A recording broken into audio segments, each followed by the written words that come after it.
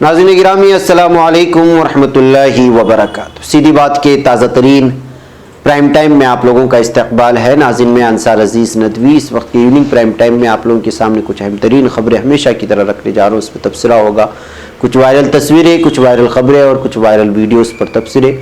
میں آپ کو بتاؤں گا کہ کس طرح ایک خاتون کو اس لیے گرفتار کر لیا گیا کہ وہ بھرے بازار میں اپنی ساس کو مارتی ہوئی اس کی ویڈیو وائرل ہو گئی، تو حیدرآباد سے آ رہی خبر ہے۔ وہیں پر ایک مندر کے پجاری کو زندہ جلائے جانے کی بھی خبریں آ رہی ہیں جو بہت زیادہ ہنگامہ مچائے ہوئے ہے، اور میں آپ کو بتاؤں گا کہ کس طرح سے ایک اور جاسوس کو پکڑ لیا گیا ہے جو HAL کی ساری تفصیلات پاکستان کو پہنچانے کی کوشش کر رہا تھا۔ دہلی میں صرف 29 دنوں میں 1 لاکھ کورونا مریض زائد جڑ گئے ہیں۔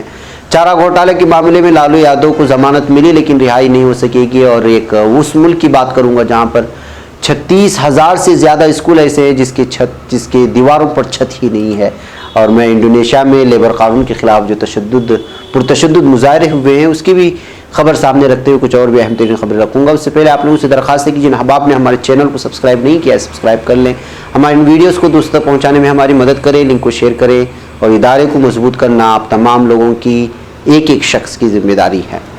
آئیے ناظرین، سب سے پہلے میں آپ کو ایک اہم ترین خبر کی جانب لے چلوں۔ حیدرآباد کی خبر میں آپ لوگوں کے سامنے رکھنا چاہتا ہوں۔ اس وقت پولیس نے ایک خاتون کو گرفتار کر لیا ہے جس کا نام ہے تسنیمہ سلطانہ، اور یہ حیدرآباد کے ملے پلی علاقے کی ہے۔ ایک وائرل ویڈیو وائرل ہو رہی تھی جس میں آپ لوگوں کو پتا ہوگا، شاید آپ کے موبائل میں بھی پہنچ گئی ہوگی۔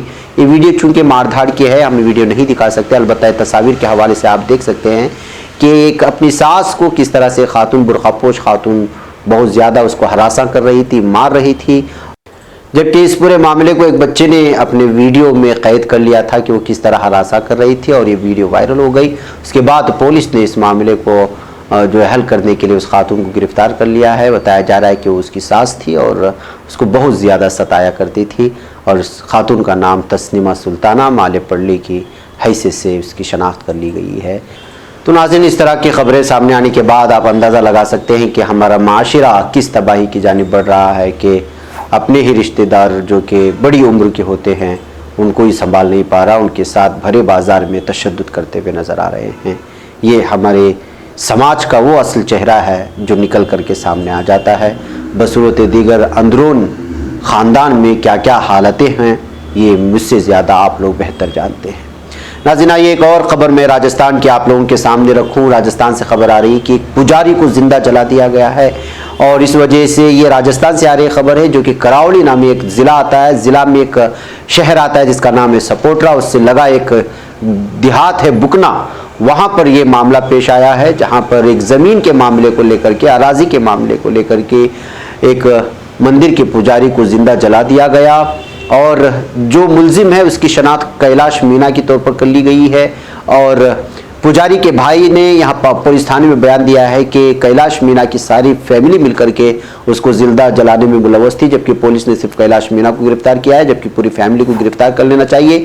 5.2 ایکڑ کی یہ زمین ایک مندر کے ٹرسٹ کے حوالے ہے، اسی کی ملکیت میں آتی ہے، اور اس کے بعد جو ہے یہ مندر کا جو تمام پجاریوں کا ہیڈ ہوتا ہے اس کے نام کر دی گئی تھی۔ اس کے بعد سے یہ معاملہ شروع ہو گیا، اور اسی کے چلتے جو ہے اس وقت پجاری کو زندہ جلا دینے کی خبریں سامنے آ رہی ہیں، اور زندہ جلا دیا گیا ہے جس کو ہاسپٹل میں موت ہو چکی ہے۔ اسی کے بعد بعض متعصب لوگ اور وہ لوگ جو اس طرح کے معاملات کو ہندو مسلم سے جوڑ کر کے دیکھنے کی کوشش کرتے ہیں، وہ لگاتار کوشش کر رہے ہیں کہ کسی طرح راجستھان کی حکومت کو بدنام کرنے کے لیے اس معاملے کا پوری طرح سے فائدہ اٹھانے کے لیے ہندو مسلمان سے جوڑ کر کے دیکھا جائے، لیکن پولیس نے فوری کارروائی کرتے ہوئے اس مینا کو گرفتار کر لیا ہے، اور پوری سچائی لوگوں کے سامنے لانے کے بعد وہ لوگ جو اس معاملے کو لے کر کے ایک الگ ہی قسم کا ماحول بنانا چاہ رہے تھے ان کے منہ پر تماچا لگا ہے۔ بہرکیف ناظرین، آئیے ایک اور خبر کی جانب میں آپ کو لے چلوں، اور وہ خبر جو اس وقت آ رہی ہے وہ لڑاکا طیاروں کی خفیہ معلومات پاکستان بھیجنے کا انکشاف ہے۔ جی ہاں، انسداد دہشت گردی اسکواڈ نے ISI کو خفیہ معلومات فراہم کرنے کے الزام میں ہندوستان ایروناٹکس لمیٹڈ HAL کے ایک ملازم کو گرفتار کر لیا ہے۔ ATS کی ناسک یونٹ نے HAL کے ایک ملازم کو ہندوستانی لڑاکا طیارے ان کے مینوفیکچرنگ یونٹ کے بارے میں خفیہ معلومات پاکستانی خفیہ agency inter service intelligence ISI کو فراہم کرنے پر گرفتار کیا تھا۔ اب اس سلسلے میں مزید تحقیقات کر رہی ہے، اور گرفتار شدہ شخص کی جو ابھی تک شناخت سامنے نہیں لائی گئی ہے، لیکن البتہ دیکھنے سے پتہ چل جاتا ہے کہ اس کا تعلق کہاں سے ہے۔ اور میں نے آج صبح بھی آپ لوگوں کو پرائم ٹائم میں ایک جموں کشمیر کی پولیس کی جانب سے ایک جاسوس کو گرفتار کر لینے کی بھی خبر، اور اس کی تصویر بھی میں نے آپ کو دکھائی تھی۔ اب یہ آج ہی دوسری خبر آئی ہے جو دہلا دینے والی ہے، لیکن ابھی تک میڈیا کو یہ خبر، یہ بھنک تو لگ چکی ہے، خبر تو ان کو مل ہی جاتی ہے اس لیے کہ یہ نہیں کی ہے، لیکن ظاہر سی بات ہے کہ اس کا تعلق چونکہ ایسے مذہب سے نہیں ہے جس مذہب سے ان کی ٹی آر بھی بڑھائی جائے، تو وہ اس وقت اس پر بولنے کو کترا رہے ہیں یا پھر ان کو بولنے پر خاموش کروایا گیا ہے۔ جبکہ یہ معاملہ ایسے ہے کہ کسی مخصوص مذہب کے ساتھ ہوتا تو صبح سے شام تک میڈیا اس قدر چلاتا کہ جو ہے پورے مسلمانوں کو ایک کٹہرے میں کھڑا کر دیتا۔ بلکہ ناظرین، دہلی میں کورونا مریضوں کی تعداد میں تشویشناک حد تک اضافہ ہوتا جا رہا ہے۔ میں آپ کو آج کی تازہ خبر سناؤں تو قومی دارالحکومت دہلی میں صرف 29 دن میں کورونا سے متاثرہ مریضوں کی تعداد 2 لاکھ سے بڑھ کر کے 3 لاکھ، اور اسی عرصے کے درمیان 1000 سے زائد مریضوں کی موت بھی ہو چکی ہے۔ دہلی میں کورونا وائرس کا پہلا کیس 2 مارچ کو سامنے آیا تھا۔ متاثرین کی پہلے 1 لاکھ کی تعداد 126 دن بعد یعنی 6 جولائی کو پہنچ گئی تھی۔ وہیں 1 لاکھ سے 2 لاکھ کی تعداد ہونے میں 65 دن لگے۔ 9 ستمبر کو دہلی میں 2,11,114 کورونا مریض تھے، اور اس کے بعد صرف 29 دن میں 8 اکتوبر کو متاثرہ افراد کی مجموعی تعداد 3 لاکھ سے بڑھ گئی یعنی 3,08,33 ہو گئی ہے۔ اسی عرصے کے دوران وائرس سے 1015 مریض فوت ہو گئے۔ دہلی میں کورونا سے کل 5,653 افراد کے لقمہ اجل بن چکنے کی خبر سامنے آ رہی ہے، تو اس بات سے آپ اندازہ لگا سکتے ہیں کہ دہلی میں کورونا کس حد تک تیزی کے ساتھ اپنا پیر پھیلا رہا ہے اور لوگوں کو اپنے چنگل میں پھنسا رہا ہے۔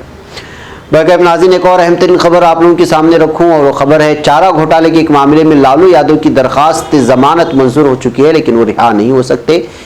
بہار انتخابات کے درمیان راشٹریہ جنتا دل یعنی RJD کے لیے ایک خوشخبری کی خبر ہے۔ چارہ گھوٹالے میں سزا بھگت رہے RJD سربراہ لالو پرساد یادو کو چائی باسا ٹریجری کیس میں ضمانت مل گئی، تاہم لالو ابھی جیل سے باہر نہیں آ پائیں گے کیونکہ دمکا ٹریجری کیس کی سماعت ہونی ابھی باقی ہے۔ خیال رہے کہ لالو نے چائی باسا ٹریجری کیس میں اپنی نصف سزا پوری کر لی ہے۔ چائی باسا ٹریجری کیس میں LaluYadav نے صرف نصف سزا پوری ہونے کا حوالہ دیتے ہوئے ضمانت کے لیے درخواست دی تھی۔ گزشتہ سماعت میں CBI نے کہا تھا کہ آدھی سزا پوری ہونے میں ابھی 26 دن باقی ہیں۔ اس کے بعد کیس کی سماعت 9 اکتوبر تک ملتوی کر دی گئی تھی۔ آج LaluYadav اس معاملے میں لالو کی درخواست ضمانت منظور کر لی ہے، لیکن ابھی دوسرے کیس میں جب تک رہائی یا ضمانت نہیں مل جاتی تب تک وہ جیل سے باہر نہیں آ پائیں گے۔ دیکھتے ہیں کہ اگلے کیس میں کس طرح کا فیصلہ سامنے آتا ہے۔ ناظرین، میں آپ کو لے چلنا چاہتا ہوں اس وقت کابل، افغانستان۔ ورلڈ بینک کی جانب سے ایک رپورٹ آئی ہے جس میں انہوں نے کہا ہے کہ افغانستان میں کل 36,000 اسکول ہیں، جن میں سے 18 اسکولوں کے پاس اپنے سلیقے کی عمارت تک نہیں ہے۔ افغانستان میں تقریباً 37 لاکھ بچے اسکول کی پہنچ سے اب بھی دور ہیں۔ جی ہاں ناظرین، افغانستان کی راجدھانی کابل میں آسمان کے نیچے پرائمری اسکول چلایا جا رہا ہے۔ ملک میں اسکولی تعلیم کا منظر بے حد ہی دردناک ہے۔ پرنسپل فضل الرحیم کا کہنا ہے کہ افغانستان کے دارالحکومت مشرق میں صرف اس کے اللہ گل مجاہد پرائمری اسکول میں کلاس 1 سے 6 تک کے تقریباً 1700 طلباء کے پاس مناسب کلاس، پینے کا صاف پانی یا سینیٹری ٹوائلٹ بھی نہیں ہے۔ عالمی بینک نے یہ بھی کہا ہے کہ افغانستان میں کل 36,000 اسکول ہیں، جن میں سے 18 اسکولوں کے پاس اپنے سلیقے کی عمارت بھی نہیں۔ ملک میں اب لوگ لڑکیوں کی تعلیم پر زور دے رہے ہیں۔ یہ وہ تصاویر ہیں جو کبھی کبھی نکل کر کے سامنے آ جاتی ہیں۔ بصورت دیگر ایسے سینکڑوں اسکول ہیں جہاں پر یہاں پر بنیادی سہولیات بھی میسر نہیں ہیں۔ عالمی بینک نے یہ بھی بتایا کہ افغانستان میں تقریباً 37 لاکھ بچے اسکول کی پہنچ سے اب بھی دور ہیں، یعنی 47 لاکھ بچوں میں ابھی تک تعلیم سے محروم کر دیے گئے ہیں یا محروم کر دیے جا رہے ہیں۔ ادارے نے جانکاری دی کہ ملک میں تعلیمی شعبوں میں کافی خرچ کیا جا رہا ہے، اس کے باوجود تعلیم کا عالم ٹھیک نہیں ہے۔ ناظرین، یہ تفصیل میں آپ لوگوں کے سامنے اس لیے، اور یہ رپورٹ جب سامنے آئی تو میں اس لیے سامنے رکھ رہا ہوں کہ یہ جو رپورٹ پیش کی جا رہی ہے عالمی سطح پر دی جا رہی ہے، اور ظاہر سی بات ہے کہ افغانستان کو تباہ و برباد کرنے میں کون سے ممالک کا سب سے بڑا ہاتھ ہے یہ آپ اچھی طرح سے جانتے ہیں۔ جب آپ کسی ملک میں زبردستی جنگ تھوپ دیتے ہیں اور اس علاقے کو جنگ زدہ اور خانہ جنگی کے لیے مجبور کر دیتے ہیں تو ظاہر سی بات ہے کہ اس علاقے میں نہ امن رہے گا، نہ تعلیم رہے گی، نہ لوگ چین و سکون سے رہ پائیں گے۔ جب عمارتیں ہی گرائے جاتے رہیں، آسمانوں سے جو ہے بم برساتے جاتے رہیں، کہاں کی تعلیم؟ انسان تو جو ہے اپنی جان بچانے کی در پہ ہو جائے گا۔ ایسے حالات میں اس طرح کی خبریں عالمی بینک کی جانب سے اور جو انٹرنیشنل سطح کی ایسی تنظیمیں ہوتے ہیں ان کی طرف سے لا کر کے یہ موت چھڑانے کی مترادف ہے کہ جب یہاں بم برسائے جا رہے تھے تو کوئی کچھ کہتا نہیں ہے، جب سب کچھ ختم ہونے کے قریب آ جاتا ہے تب اس طرح کی خبریں سامنے لا کر کے جلتی پر یا پھر جو ہے زخم پر نمک کا کام کیا جاتا ہے۔ اس بربادی جو افغانستان کی ہے وہ کس کے ہاتھوں ہوئی ہے یہ ہم بخوبی جانتے ہیں۔ اب عالمی بینک کی رپورٹ کس طرح سے جو ہے ان ممالک کو، جو ممالک اس وقت پوری طرح سے اس ممالک کو، اس افغانستان کو تباہ و برباد کر دیا، ان کی جانب سے کس طرح کا رد عمل آتا ہے، یہ اصل میں دیکھنے کی چیز ہے۔ بلکہ ناظرین آئیے انڈونیشیا کی خبر رکھ کر کے پھر میں آپ لوگوں سے اجازت لوں کہ انڈونیشیا میں مزدوروں سے متعلق متعارف کرائے جانے والے ایک نئے قانون کے خلاف طلباء اور مزدوروں کا ملک گیر احتجاج پرتشدد رنگ اختیار کر گیا ہے، جس کے بعد پولیس نے ہنگامہ آرائی کرنے والے 200 مظاہرین کو حراست میں لے لیا ہے۔ ملک کے کئی شہروں میں جاری مظاہروں میں شریک افراد نے قانون کو مزدوروں کے حقوق سلب کرنے اور ماحولیات کے لیے نقصان دہ قرار دے رہے ہیں۔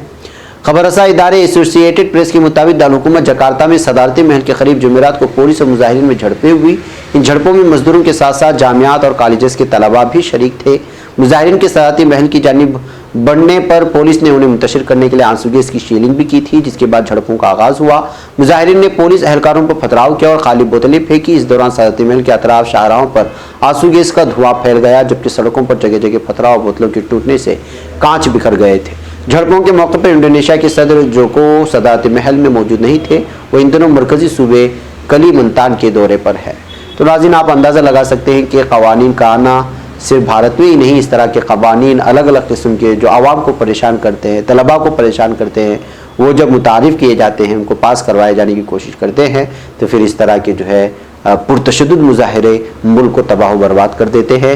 اور آج کل ہمارے بھارت کا بھی یہی حال ہے، آپ لوگوں کو معلوم ہے، زرعی بل پاس ہونے کے بعد جو حالات بنے ہیں اور کسان ابھی تک احتجاج کرتے ہوئے نظر آ رہے ہیں۔ بلکہ ناظرین مجھے یہاں پہ اجازت ہے، انشاءاللہ کچھ ہی دیر میں اور ملاقات ہوگی۔ السلام علیکم ورحمۃ اللہ۔